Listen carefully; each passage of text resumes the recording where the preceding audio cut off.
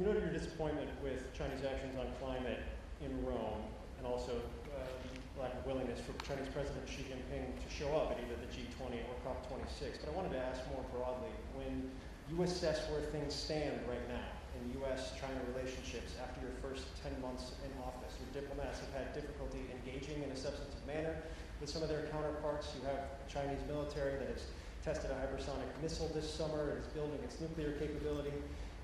What is your general assessment of where things stand, and are you concerned that the potential for armed conflict has grown over the course of your first 10 months in office? Well, let me start off by addressing the first part of, if not the question, the statement. And that is that I indicated that China and Russia not showing up in Saudi Arabia was a problem. We showed up. We showed up. And by showing up, we've had a profound impact on the way I think the rest of the world is looking at the United States and its leadership role. I think it's been a big mistake, quite frankly, for China, with respect to China not showing up. The rest of the world is going to look to China and say, what value added are they providing? And they've lost an ability to influence people around the world and all the people here at COP. The same way I would argue with regard to Russia. With regard to the more profound question about, am I worried about an armed conflict or some that accidentally occurring with China? No, I'm not, but I have had, as I've said before, and I think we've talked about this, Phil, but I may be mistaken, I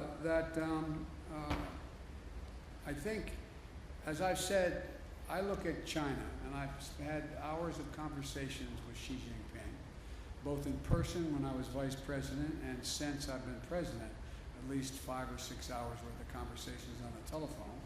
And I'm going to be having a virtual summit with him. I've made it clear, this is competition. It does not have to be conflict. There is no reason there need be conflict.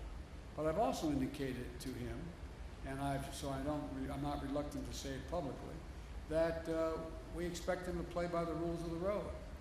We're not going to change our attitude toward Constitution, international airspace, international sea lanes, etc. We also have made it clear that we have to work on dealing with things like cybersecurity and a whole range of other issues. But I'm not looking for, I don't anticipate there will be a need for there be physical conflict. But you know, as you've heard me say this before, my dad had an expression. He said the only conflict worse than one that's intended is one that's unintended. One that's unintended. And so in my meetings with him virtually coming up, we haven't set the exact date yet, I want to make sure there's no misunderstanding. It's competition, not conflict, and so there's no unintended.